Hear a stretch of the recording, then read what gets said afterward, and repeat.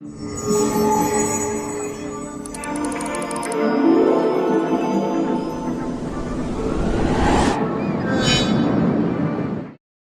This is जय and welcome to मैनसॉफ्ट। ये है हमारा part 3 end of chapter exercise का, जिसमें हम क्वेश्चन नंबर 11 से लेकर के 14 को कवर करने वाले हैं। तो चलो स्टार्ट करें दें।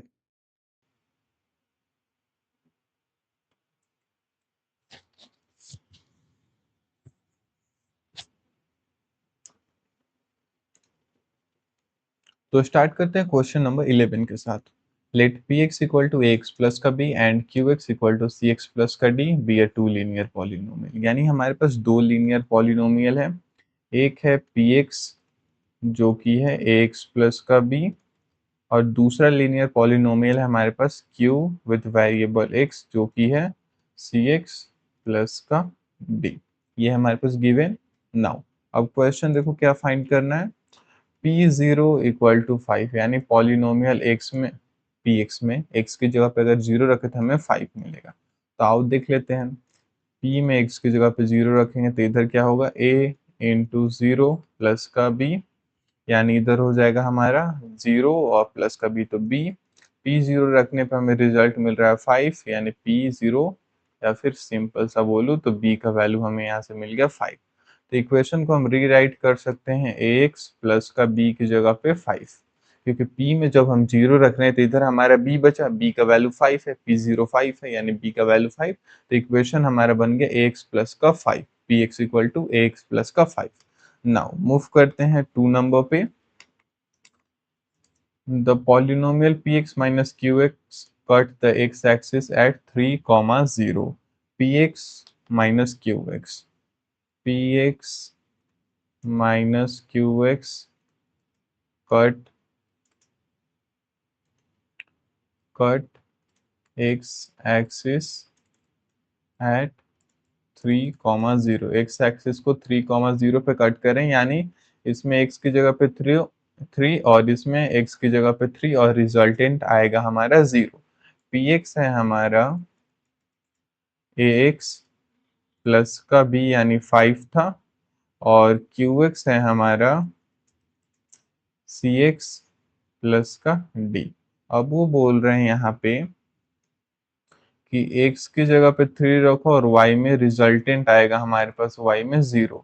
तो इस x की जगह पे 3 रखोगे तो यहाँ पे p3 हो जाएगा, यानी यहाँ पे हो जाएगा 3a, और q3 यानी का 3c प्लस का d। राइट, ये देखो px माइनस का qx equal to 0।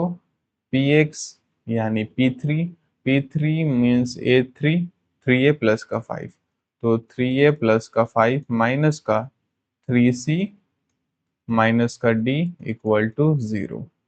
3a 3c एक साथ लिख लो, कॉमन दिख रहे हैं, तो 3a माइनस का 3c प्लस का 5 माइनस का d इक्वल टू 0। इनमें 3 कॉमन है तो 3 को बाहर निकाल लो, तो इधर होगा a माइनस का c प्लस का 5 माइनस का d इक्वल टू 0। ये यहाँ पे हमारे पास 3 वेरिएबल के साथ है, इसको छोड़ देते हैं। नाउ मूव करते हैं 3 नंबर की ओर। The sum px and qx is equal to 6x plus का 4 फॉर ऑल रियल x, और हमें फाइंड करना है px एंड qx क्या होगा। यानी 4 वेरिएबल, एक मिल चुका है b, बाकी बचा a c d। 3 वेरिएबल अभी और हमें फाइंड करने हैं। px और qx को लिखने के लिए इसका इस्तेमाल करते हैं। px प्लस का qx equal to 6x plus का 4, यानी 3 नंबर का। तो 3 नंबर है हमारा px प्लस का qx इक्वल टू कितना है, 6x प्लस का 4। तो 6x प्लस का 4, 6x प्लस का 4। px को ओपन करेंगे तो ये हो जाएगा हमारा ax प्लस का b यानी 5, प्लस का qx को ओपन करेंगे तो ये होगा हमारा cx प्लस का d equal to 6x plus का 4। एक्स और सी एक्स लाइक टर्म दिख रहे हैं तो एक साथ लिख लेते हैं, एक्स प्लस का सी एक्स प्लस का 5 प्लस का D equal to 6x plus का 4। इनमें x कॉमन है तो x को बाहर निकाल लेते हैं इन दो टर्म में से, तो यहाँ बचेगा a प्लस का c प्लस का 5 प्लस का d equal to 6x plus का 4। राइट, अब कंपेयर करो जरा, यहाँ पे x वाला टर्म और इस x वाला टर्म को कंपेयर करोगे तो हमें मिलेगा a प्लस का c इक्वल टू 6 और 5 प्लस का d इक्वल टू 4। 5 प्लस का d इक्वल टू 4, यानी d का वैल्यू हो जाएगा 4 माइनस का 5, d का वैल्यू हो जाएगा -1। तो 3 से हमें मिला d का वैल्यू -1। अब इसे कहीं पे यूज कर सकते हैं क्या, एक मिला a प्लस का c इक्वल टू 6, तो ऊपर में आ जो देखते हैं d है क्या, d है तो d की जगह पे रिप्लेस कर देते हैं -1। इस d की जगह पे हम रखेंगे अब -1। इसे वापस सिंप्लीफाई करेंगे, 3 इंटू ए माइनस का सी प्लस का 5 माइनस -1 यानी +1 हो जाएगा। इस d की जगह पे हम रख रहे हैं -1, तो -1 यानी +1, तो ये हो जाएगा 6 इक्वल टू 0। तो इधर हमारा होगा 3 इंटू ए माइनस का सी प्लस का 6 equal to 0, means 3a minus का 6 equal to A, 3a minus का सी इक्वल टू 6, उधर जाएगा तो माइनस का 6। क्लियर है, तो a -6 हो जाएगा हमारा -6/3, यानी a माइनस सी हो गया हमारा, a माइनस सी हो गया हमारा 3 2 जा 6 यानी -2। ये दिख रहा है या फिर मैं ढक लिया हूँ? ऑल राइट, दिख रहा है। अब आ जाओ, एक मिनट इसको थोड़ा गोला कर लो और ध्यान से सुनो जरा। हमारे पास 4 वेरिएबल चाहिए होंगे पी एक्स और क्यू एक्स को लिखने के लिए, लेकिन उनमें से ना हम 2 वेरिएबल निकाल चुके हैं। एक तो हमें डी मिल चुका है, यहाँ पे देखो जरा, डी हमें मिल गया है, और 1 से हमें बी मिल गया था। बचा क्या था, सी और ए। ए और सी बचा है 2 वेरिएबल, और 2 वेरिएबल को फाइंड करने के लिए हमारे पास 2 इक्वेशन मिल चुका है। इसे बोल लो equation number 1, a minus C equal to -2, a minus C equal to -2, और इधर नीचे आ गए यहाँ पे a प्लस का c इक्वल टू 6। हमारे पास 2 इक्वेशन मिल चुके हैं ए सी के टर्म में, हमें ए सी फाइंड करने थे, तो इससे एलिमिनेशन या सब्स्टिट्यूशन मेथड से सॉल्व कर लेते हैं ताकि हमें ए सी मिल जाए। a plus C equal to 6 और a minus C equal to -2। a minus C, ये कहाँ आ गया, रेज OMG, क्या हुआ, okay, a minus C equal to -2 और a प्लस का c equal to 6। a minus का c इक्वल टू -2 और a प्लस का c इक्वल टू 6। ये इक्वेशन 1 और ये इक्वेशन 2 है। हमें a और c चाहिए, यानी किसी एक को कैंसिल करना होगा, तो इन दोनों को अगर हम ऐड कर देंगे इक्वेशन को, तो ये प्लस सी माइनस सी कैंसिल हो जाएगा, इधर बचेगा 2a इक्वल टू -2 और प्लस का 6 यानी 4 बचेगा, तो a का वैल्यू हो जाएगा हमारा 2। अब इसे पुट कर देते हैं किसी एक इक्वेशन में, put in equation 1, put in equation 1, तो हमें मिलेगा a माइनस का c इक्वल टू -2 और a की जगह पे 2, तो 2 माइनस का c इक्वल टू -2 यानी माइनस का c इक्वल टू -2 यानी -c इक्वल टू -4। तो c की जगह पे हमें मिल गया 4, देयरफॉर c इक्वल टू 4। अब आराम से सुनो मेरा बात, a का वैल्यू 2 है, c का वैल्यू 4 है, d का वैल्यू -1 है और b का वैल्यू है 5। तो हमारे पास चारों वेरिएबल मिल चुके हैं, a भी मिल चुका है, b भी मिल चुका है, c भी मिल चुका है और d भी मिल चुका है। a है हमारा, कितना मिला था, d है -1, तो d की जगह पे लिख लो -1, c सी सी सी कहाँ है, अच्छा नेक्स्ट वाले में है, सी है हमारा 4 और ए है 2, A2 और C4 है, A2 और C4, A2 C4 और B का वैल्यू हमने यहाँ पे निकाला 5, B का वैल्यू 5। तो अब हमारा जो Px और Qx है इक्वेशन, उसे हम आराम से लिख सकते हैं, तो लिख देते हैं। Therefore हमारा Px यानी Ax प्लस का B था, A का वैल्यू भी मिल चुका और B का भी वैल्यू है 2 और 5, तो 2x प्लस का 5 हो गया हमारा Px पॉलिनोमियल, और Qx पॉलिनोमियल हमारा होगा Cx प्लस का D, Cx प्लस का D, यानी C की जगह पे हमें मिला है 4 और D की जगह पे -1, तो 4x माइनस का 1 हमारा हो गया Qx पॉलिनोमियल। ये रहे आपके आंसर, जो पॉलिनोमियल हमें ढूंढना था, ये आंसर हमें यहाँ पे मिल चुका है। ना मूव करते हैं क्वेश्चन नंबर 12 की ओर। क्वेश्चन नंबर 12, हमारे पास ये देखो एक पैटर्न दिया हुआ है हेक्सागन का। स्टेज 1 में एक हेक्सागन है, स्टेज 2 में इसी से अटैच्ड एक और हेक्सागन है, 2 हेक्सागन है। स्टेज 3 में 3 हेक्सागन है। हमसे क्वेश्चन कह रहा है दो और ड्रॉ करने के लिए, next two stages of the pattern, दो और स्टेज ड्रॉ करने के लिए, यानी स्टेज 4 में 4 हेक्सागन और स्टेज 5 में 5 हेक्सागन। तो स्टेज 4 कुछ हमारा ऐसा होगा। स्टेज 3 ये था हमारा एक, दो और एक, 3 हेक्सागन। स्टेज 4 में इनमें एक और हेक्सागन अटैच कर देना है, तो ये रहा हमारा एक और हेक्सागन। स्टेज 4 हो गया ये हमारा।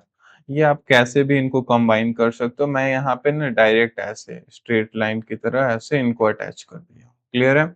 अब स्टेज 5 यानी 5 हेक्सागन, तो ऊपर में ड्रॉ कर दूं, ये एक हेक्सागन हो गया, इसी से अटैच्ड एक और हेक्सागन 2, 3, दो, इससे अटैच एक और 3, और इधर से अटैच कर दे रहा हूँ तो 4 5 हो जाएंगे। 4, थोड़ा नीचे, 4 और एक और 5 हेक्सागन। स्टेज 5 में हमारे पास 5 हेक्सागन हुए हैं, तो स्टेज 5। क्लियर है? नाउ अब 2 नंबर देखो जरा, how many match stick will be required at this stage, यानी इन सभी स्टेजों में, ये स्टेज 4 में, स्टेज 5 में, 1 2 3 में कितने मैच बॉक्स लगे हैं, मैच स्टिक कितने लगे हैं। तो आओ आराम से इसे फाइंड करते हैं। देखो match stick required in stage stage 1, stage 2, stage 3, stage 4, stage 5। तो जब हमारा स्टेज 1 है तो हमारे पास मैच बॉक्स कितने लगे हैं, 1 2 3 4 5 6, तो 6 लिख लेते हैं। 6 स्टेज 1 में 6 लगे हैं। स्टेज 2 में, तो स्टेज 2 में अगर मैं काउंट करूँ तो 1 2 3 4 5 6, और इसी पार्ट से अटैच है तो इधर लगा होगा 5, 1 2 3 4 5, यानी ऊपर में 6 और नीचे में 5, तो 11। तो यहाँ पे लिख देते हैं 6 प्लस का 5, 6 जो पहले वाले में था और 5 एक्स्ट्रा लगा है। स्टेज 3 में कैलकुलेट करें देन, तो स्टेज 3 देखो जरा इधर, यहाँ तक ये 11 तो हमारे इधर हो चुके हैं। अब एक और हेक्सागन अटैच हो रहा है, यानी इसका 5 और, 1 2 3 4 5, यानी 5 और अटैच हो गए। 6 प्लस 5 ये जो थे इधर, अगर ये दो हेक्सागन में हमें 6 प्लस 5 लगे थे, ठीक है, तो और एक और हेक्सागन ऐड किए तो इसमें हमें 5 एक्स्ट्रा देना पड़ा मैच स्टिक, तो प्लस का 5, प्रीवियस स्टेज जितना भी था उसमें प्लस का 5, यानी प्रीवियस था 6 प्लस का 5 प्रीवियस था और ये एक और ऐड किया तो उसमें प्लस का 5। वैसे ही स्टेज 4 मतलब प्रीवियस जितना है ऐसे 6 प्लस 5 प्लस का 5 और प्लस का 5। अब एक चीज़ आप ध्यान से सुनो, जब भी हमारे पास रिपीटेड एडिशन आता है तो हम उसे लिखते हैं मल्टीप्लिकेशन के फॉर्म में। तो यहाँ पे लिखेंगे 2 टाइम ऑफ 5, ठीक है। स्टेज 4 में 6 और 2 टाइम 5 था, एक और 5 आएगा यानी 6 प्लस का 3 टाइम ऑफ 5। स्टेज 5 में कितना आएगा? तो 6 प्लस का 4 टाइम ऑफ 5। वैसे ही अगर आप n स्टेज के लिए निकालोगे यानी स्टेज n के लिए तो ये होगा हमारे पास 6 प्लस का n-1। आराम से देखो पैटर्न दिखा रहा हूँ। स्टेज 1 था तो हमारे पास ऐसे 0 इंटू 5 एडिशनल लगे थे, पहले 6 लगा था और एडिशनल में 0 इंटू 5 लगा। जब स्टेज 2 आया हमारे पास तो 1 इंटू का 5 लगा। स्टेज 3 आया तो 2 इंटू 5 एडिशनल लगा। 6 तो लग ही रहे हैं जो पहले स्टेज में थे, एडिशनल कितने लग रहे हैं उसको हम देख रहे हैं। स्टेज 4 है तो एडिशनल हमारा 3 इंटू का 5 लगा। स्टेज 5 था तो एडिशनल हमारा 4 इंटू का 5, यानी जितना स्टेज है उससे एक कम इंटू 5 हमारा एडिशनल लग रहा है। तो वैसे ही अगर हमारा n स्टेज होगा तो 6 प्लस n-1 इंटू का 5 मैच स्टिक लगेंगे। ये हो गया हमारा यहाँ से जनरल फॉर्मूला। अब इसे कैलकुलेट करूंगा तो ये 6 होगा, ये 11 होगा, ये 5 टू जा 10 और 5 10 और 6 16 और इधर 3 5 जा 15 और 6 21 और यहाँ पे 4 5 जा 20 और 26। ठीक है। नाउ मूव करते हैं क्वेश्चन नंबर 3 की ओर। इधर हो चुका है तो कंप्लीट द फॉलोइंग टेबल। तो देखो भाई साहब, स्टेज 1 में हमारे पास 5 लगे थे, स्टेज 2 में हमारे पास 11 लगे थे। ओ सॉरी, स्टेज 1 में 6 लगे थे, मैं गलत लिख दिया हूँ यहाँ पे। देखो स्टेज 1 में 6 लगे थे, ठीक है। और स्टेज 2 में हमारे 11 लगे हुए हैं। तो स्टेज 2 में 11, स्टेज 3 में 16, हाँ 16 21 16 21 और स्टेज 5 में 26 लगा है। वैसे ही ये पूछ रहे हैं यहाँ पे nth स्टेज के लिए, तो nth स्टेज में कितना लगेगा अभी जस्ट हमने कैलकुलेट किया। 6 plus n into -1, 6 plus n-1 into का 5, 6 प्लस n-1 इंटू का 5, 6 प्लस n-1 इंटू का 5। अगर आप चाहो तो इसको सिंप्लीफाई भी कर सकते हो। 6 प्लस n-1 इंटू का 5, nth स्टेज में हमारा लग रहा है 6 प्लस n-1 इंटू का 5। सिंप्लीफाई करोगे तो 6 प्लस 5n माइनस का 5, 6 और माइनस का 5, हमारा 6 और माइनस का 5 1 होगा। तो इसे आप लिख सकते हो 6 माइनस 5 1, तो 5n माइनस का 1। ये भी लिख सकते हो या फिर ये जनरल फॉर्मूला जो मैंने लिखा है इसको भी लिख सकते हो, 6 प्लस n-1 इंटू का 5। ये दोनों चीज आपस में इक्वल है। नाउ मूव करते हैं क्वेश्चन नंबर 4 की ओर। Find the rule to determine the number of matchstick required for the nth stage. अभी जस्ट हमने लिखा nth स्टेज में लगेगा हमारा ये 6 प्लस का n-1 इंटू 5। क्लियर है। मूव करते हैं क्वेश्चन नंबर 4 की ओर। How many matchstick will be required in the 15 stage. यानी हमारे पास n का वैल्यू 15 है, हमसे पूछे हैं 15th स्टेज में कितना लगेगा। स्टेज 15 में तो जनरल फॉर्मूला था हमारा स्टेज 15 में, और स्टेज n का जनरल फॉर्मूला था 6 प्लस का n-1, हाँ n-1 था 6 प्लस n-1 इंटू का 5। n की जगह पे ये बोल रहे हैं 15 रखो, यानी स्टेज 15 में। तो स्टेज 15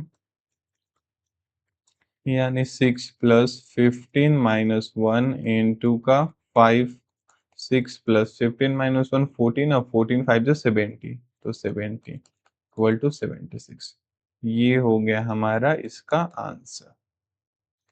मूव करते हैं क्वेश्चन नंबर 5 की ओर। Can 200 matchstick form the stage in this pattern. देखो आराम से सुनो, अगर 200 मैच स्टिक यहाँ पे लगेंगे तो जो हमारा n का वैल्यू होगा इस जनरल फॉर्मूले में, जो हमारा n का वैल्यू है वो एक हमारे पास होल नंबर मिलेगा। अगर नहीं मिलता है तो 200 मैच स्टिक इस पैटर्न को ड्रॉ करने में नहीं लगेंगे, यानी 200 से कोई सा भी एक हेक्सागोनल पैटर्न हमारा नहीं बनेगा, यानी स्टेज 1 2 3 में से किसी के स्टेज का नहीं बन सकता है अगर n का वैल्यू हमारा होल नंबर नहीं होगा। तो हम अज्यूम कर लेते हैं कि बनेगा, तो ठीक है। Let in nth stage of hexagonal pattern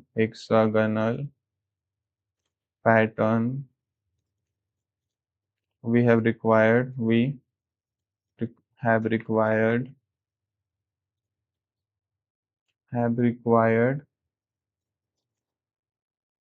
200 match stick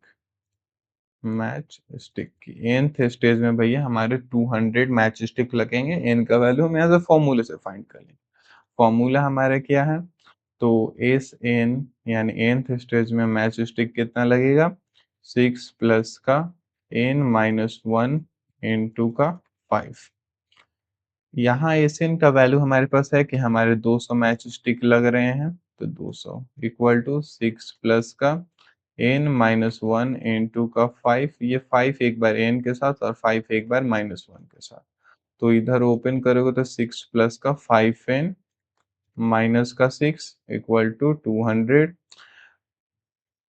ये है 5, 5 इंटू -1 माइनस का 5, तो 6 माइनस 5 1 होगा। इधर बचा हमारा 5n प्लस का 1, इधर है 200। 200 का वैल्यू है 5n प्लस का 1, तो इस प्लस का 1 इधर भेजोगे तो माइनस का 1 यानी 199 इक्वल टू 5n। n का वैल्यू हो जाएगा 199/5। अब इसको सिंप्लीफाई करोगे तो 5 3 जा 15, 4 और 9, 5 9 जा 45 और बचा 4 और 0 लगाओगे तो 5 8 जा 14। देखो हमारे पास n का वैल्यू आ रहा है भैया 39.8। 39.8 यानी ये हमारा होल नंबर नहीं है। दैट्स वाई 200 मैच स्टिक से कोई सा भी हेक्सागोनल का पैटर्न किसी भी स्टेज का नहीं बनेगा। देयरफॉर इसका आंसर कर दो नो, यहाँ पे नो। और स्टेटमेंट क्या है, n का वैल्यू हमारे पास है एक ये डेसिमल नंबर, दैट्स वाई ये नहीं बन रहा है। Since n equal to n not equal to whole number, therefore no hexagonal pattern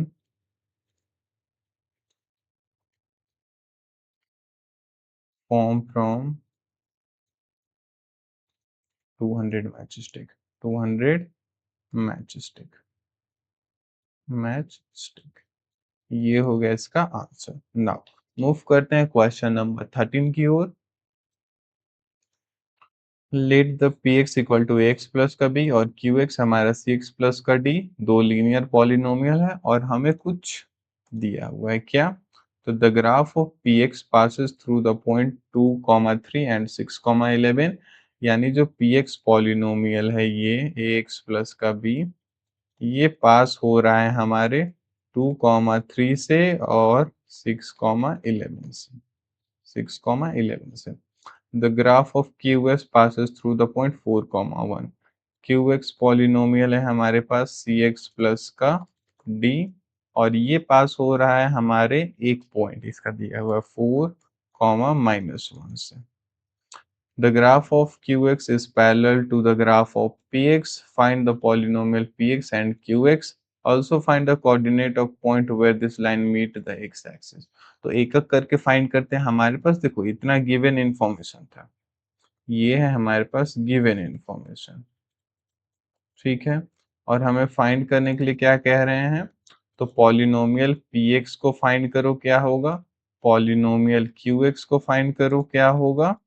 यानी px को फाइंड करना है तो a और b फाइंड करना होगा, cx को फाइंड करना है तो c और qx को फाइंड करना है तो c और d का वैल्यू फाइंड करना होगा। c और d यानी स्लोप और y इंटरसेप्ट।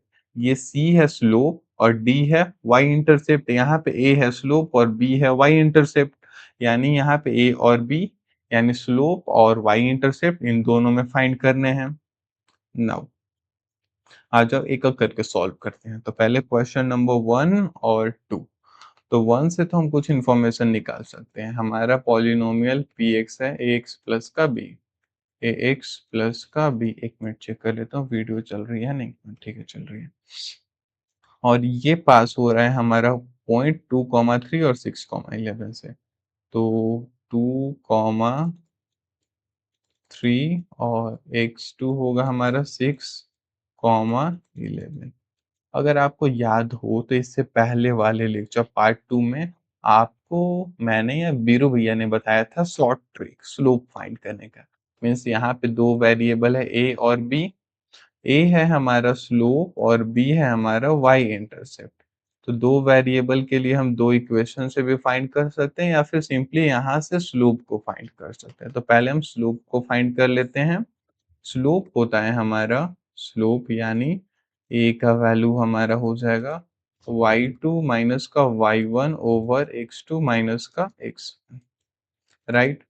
y2 का वैल्यू हमारे पास गिवन है 11 और y1 का वैल्यू है 3। 11 माइनस का 3, x2 है 6 और x1 है 2।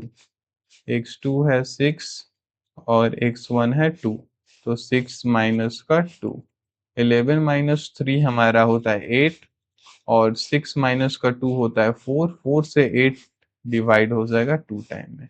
देयरफॉर a का वैल्यू हमारे पास आ चुका है 2। अब एक इक्वेशन लिख लेते हैं, जैसे कि यहाँ पे कोई एक का इस्तेमाल करते हैं। इस पॉइंट का इस्तेमाल करेंगे इस जनरल फॉर्म के अंदर, यानी ax प्लस का b में ये होगा y equal to x plus का b हमारा पॉलिनोमियल। तो देखो y का वैल्यू है 3, तो 3 एक ही जगह पे a, x की जगह पे हम रख रहे हैं 2, तो 2a प्लस का b। तो ये हो जाएगा हमारा इक्वेशन 1। 2a प्लस का b इक्वल टू 3। a की जगह हमारे पास है 2, a की जगह पे है 2, तो a की जगह पे रख देते हैं 2। 2 इंटू 2 प्लस का b इक्वल टू 3। b हो जाएगा हमारा 3 माइनस का 4, यानी b का वैल्यू हो जाएगा -1। देयरफॉर हमारा px पॉलिनोमियल हो जाएगा ax प्लस का b की जगह पे a की वैल्यू है 2, तो 2x प्लस का b की जगह पे है -1, तो 2x माइनस का 1। ये हो गया हमारा पॉलिनोमियल px। क्लियर है? एक तो बन चुका पॉलिनोमियल px, हमें फाइंड करना है qx भी। ठीक है, देखो यहाँ पे ये देखो ये बोल रहे हैं px और qx फाइंड करो। qx के एक पॉइंट है भैया और qx में दो वेरिएबल हैं। ऐसे यहाँ पे आओ, qx है हमारा cx प्लस का d। क्लियर है? cx यानी c मतलब है स्लोप और d मतलब है y इंटरसेप्ट। इंटरसेप्ट दो वेरिएबल है भैया, तो हमें दो इक्वेशन बनाने पड़ेंगे। दो इक्वेशन बनाने के लिए हमें दो पॉइंट चाहिए होंगे, लेकिन यहाँ पे क्वेश्चन में हमारे पास एक ही पॉइंट है 4, -1। 4, -1। तो इससे ना हम स्लोप का फॉर्मूला यूज करके भी ये नहीं फाइंड कर सकते और दो इक्वेशन भी यहाँ से नहीं बनेंगे। जैसे यहाँ से सिर्फ एक ही इक्वेशन बनेगा qx का, अगर हम y equal to C x plus का d रखें तो y की जगह पे तो आ जाएगा -1 और c की जगह पे c और ये x की जगह पे 4, तो 4c प्लस का d। एक इक्वेशन बना भैया, यहाँ से दो पॉइंट रहता तो हम स्लोप या दो इक्वेशन बना करके फाइंड कर लेते हैं। हालांकि यहाँ पे एक और चीज मिल रहा है हमें। क्वेश्चन नंबर 3 देखो जरा, ये क्या कह रहे हैं, the graph of qx is parallel to the graph of px। px और qx का ग्राफ पैरेलल है। अगर जब भी दो ग्राफ पैरेलल होते हैं तो उन दोनों ग्राफ का स्लोप आपस में इक्वल होता है। मीन्स हम ऐसा यहाँ पे लिख सकते हैं कि px का जो स्लोप है, slope if px polynomial px parallel है qx के साथ, मीन्स इसके जो स्लोप है, slope of px equal to slope of qx। Slope of qx, इन दोनों पॉलिनोमियल के स्लोप इक्वल हैं और px का स्लोप हमें मिल चुका है भैया। px का स्लोप है 2, यानी qx का भी स्लोप है 2। Therefore slope of qx equal to 2। यानी इसमें c की जगह पे हम यहाँ 2 रख सकते हैं, ठीक ना? इस c की जगह पे हम 2 रख सकते हैं। तो अब देखो ज़रा, हमारे पास c का वैल्यू मिल चुका है 2, ठीक है? और या इस फॉर्मूले से, यहाँ पे जो इक्वेशन है हमारा, इस इक्वेशन से हम d का वैल्यू फाइंड कर सकते हैं, तो फाइंड कर लेते हैं। Therefore from equation putting in equation 1 c equal to 2 अगर इक्वेशन 1 में रखें तो इक्वेशन 1 है हमारा 4c प्लस का d इक्वल टू -1, c की जगह पे है 2 तो 4 इंटू का 2 प्लस का d इक्वल टू -1, 8 प्लस का d इक्वल टू -1, तो d का वैल्यू हो जाएगा 1 माइनस 8, 1 माइनस, सॉरी -1 माइनस 8 यानी माइनस का 9, d का वैल्यू हो चुका -9। देयरफॉर जो हमारा QX पॉलिनोमियल है ये हो जाएगा CX प्लस का D, और C की जगह पे हमारे पास है 2 यानी 2x प्लस का D की जगह पे हमारे पास माइनस का 9 यानी 2x माइनस का 9 हमारा हो गया QX पॉलिनोमियल, इसका आंसर। ये चीज़ दिख रहा है या फिर मैं ढक लिया हूँ? थोड़ा सा मैं नीचे आ जा रहा हूँ तो ये चीज़ आपको दिख सकता है ना। यहाँ तक तो सब क्लियर है। देखो, क्वेश्चन जो भी हमसे फाइंड करने के लिए कह रहे थे, px फाइंड कर लिए, qx फाइंड कर लिए, एक चीज और बचा है, find the coordinate of point where this line meet the x axis. यानी ये दोनों जो लाइन है px और qx x एक्सिस को कहाँ पे मिलेंगे उसका कोऑर्डिनेट फाइंड करो। तो एक मिनट ध्यान से सुनो मेरी बात, हमें फाइंड करना है px और qx के x एक्सिस पे जहाँ पे मीट करेंगे उसके कोऑर्डिनेट्स।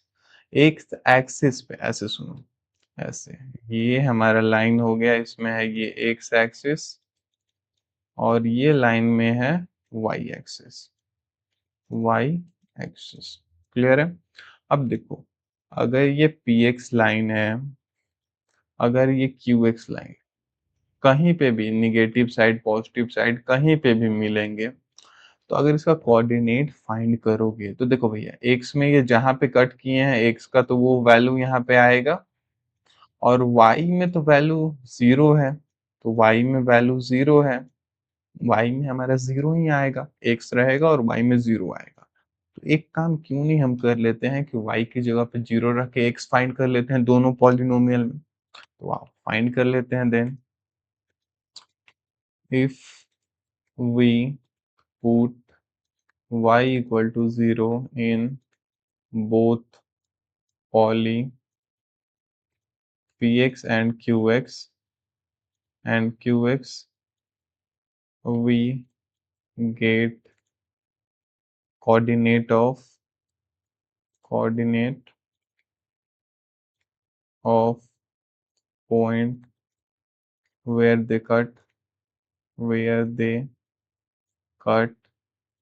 x axis। तो हमारे पास px पॉलिनोमियल है भैया, px है हमारा, px ऊपर में लिखा था 2x माइनस का 1, 2x माइनस का 1, px है 2x माइनस का 1 और qx है 2x माइनस का 9, 2x माइनस का 1, 2x माइनस का 1 और qx है 2x माइनस का 9। यानी इसके लिए स्ट्रेट लाइन का लिखोगे तो y equal to 2x minus का 1 हो जाएगा, और इसके लिए y equal to 2x minus का 9।